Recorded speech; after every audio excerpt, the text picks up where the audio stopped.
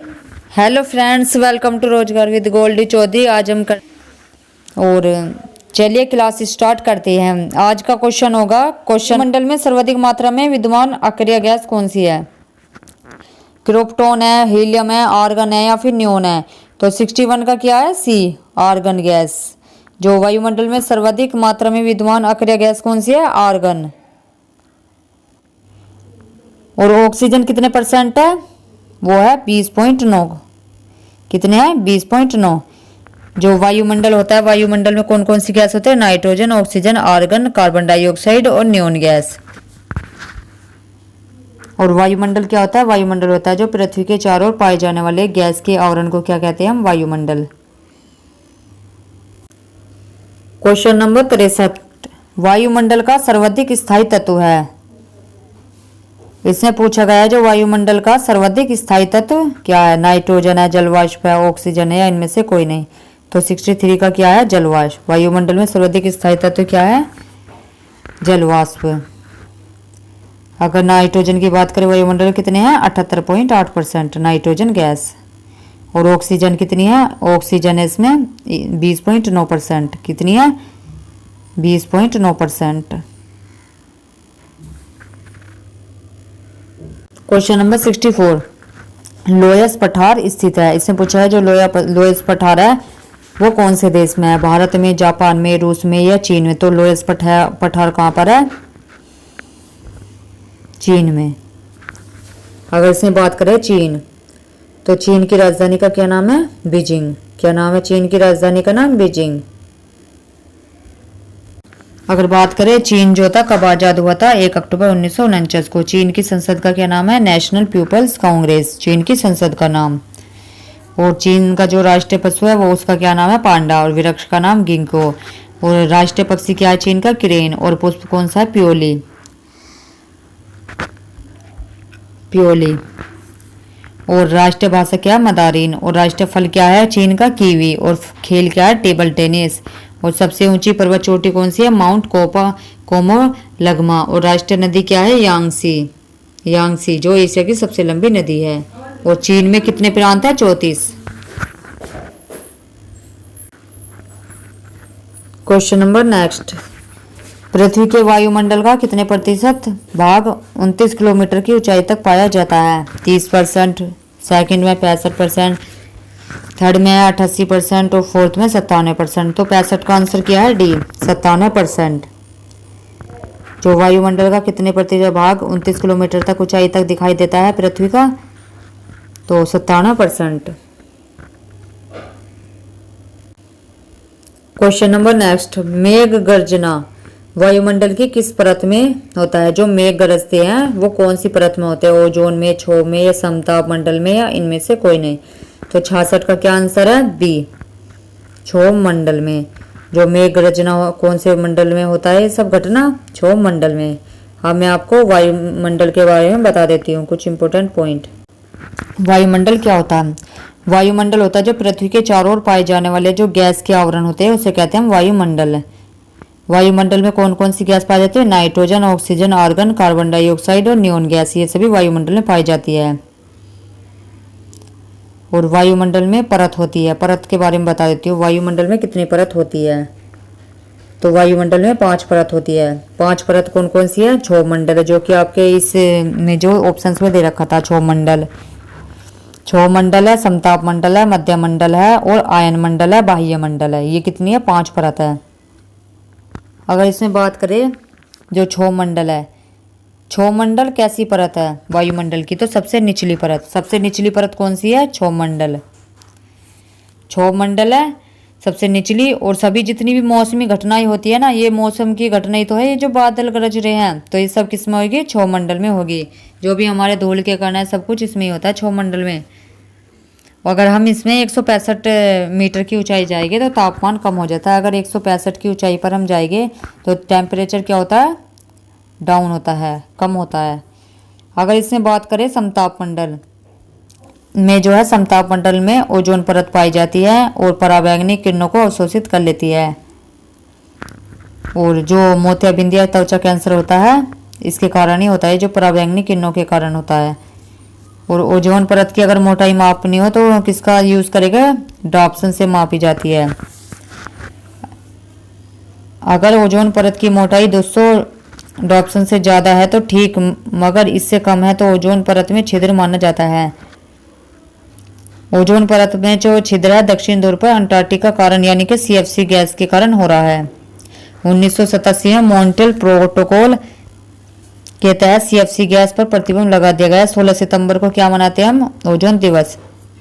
और जो हमारे वायुयान उड़ते हैं ये सब किस में उड़ते हैं, वायुयान यानी एरोप्लेन जो भी उड़ते हैं ये समताप मंडल में, यानी कि ये वाला जो मंडल है इसमें जो है वायुयान उड़ते हैं। क्या उड़ते हैं, वायुयान। अगर इसमें बात करें हम, फिर आती है मध्यमंडल। ये सबसे बीच की परत होती है, वायुमंडल की सबसे ठंडी परत यही होती है। और आयन मंडल क्या होता है, वायुमंडल की सबसे गर्म परत होती है आयन मंडल।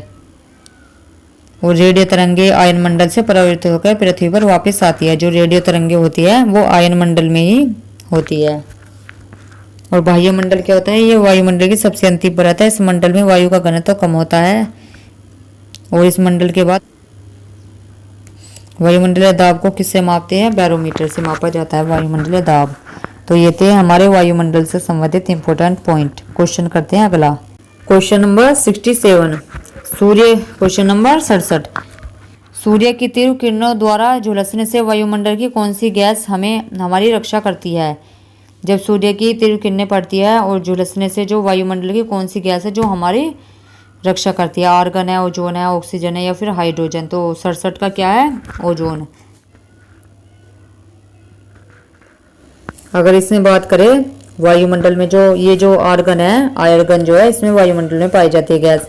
जो ये आर्गन है, आर्गन कितने परसेंट होती है वायुमंडल में, तो ये होती है 0.9% आर्गन गैस। अगर ऑक्सीजन की बात करें तो ऑक्सीजन कितने 20.9%, कितने 20.9%। जो ये ओजोन गैस है ये कौन से मंडल में पाई जाती है, तो ये समताप मंडल में पाई जाती है। कौन से में, समताप मंडल में ओजोन गैस, जिसमें वायुयान उड़ते हैं। और ओजोन दिवस कब मनाते हैं हम, 16 सितंबर को ओजोन दिवस मनाते हैं। अगर ओजोन परत की जो है मोटाई मापनी हो तो किसका यूज करेंगे, डॉप्सन का। क्वेश्चन नंबर 68, शांत पेटी किस रेखा के दोनों ओर पाई जाती है। जो शांत पेटी है वो किस रेखा के दोनों ओर पाई जाती है, कर्क, भूमध्य रेखा, मकर रेखा, इनमें से कोई नहीं।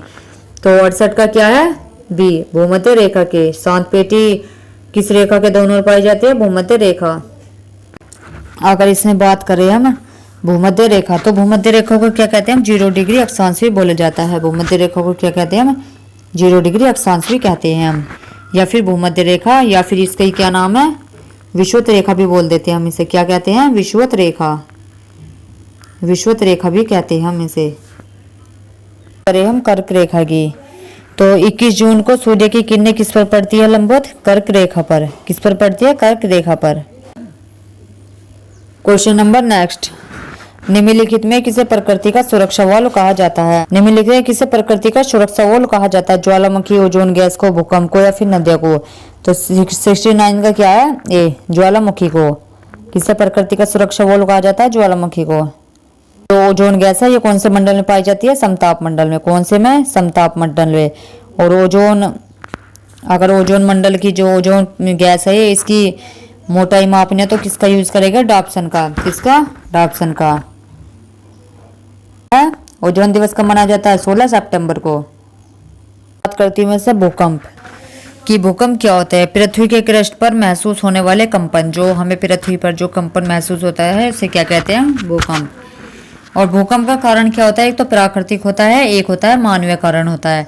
और प्राकृतिक कारण होता है जैसे प्लेटों का आपस में टकराना या ज्वालामुखी विस्फोट होता है प्राकृतिक कारण। मानवीय कारण होता है जैसे ब्लास्ट आदि के कारण प्लेटें आपस में टकरा जाती है, उसे कहते हैं मानवीय। यानी कि जो मानव अपने आप करता है, जैसे ब्लास्ट कर देता है कोई, तो इसके कारण जो प्लेट जो आपस में टकरा जाती है तो उसे कहते हैं मानवीय कारण होते हैं।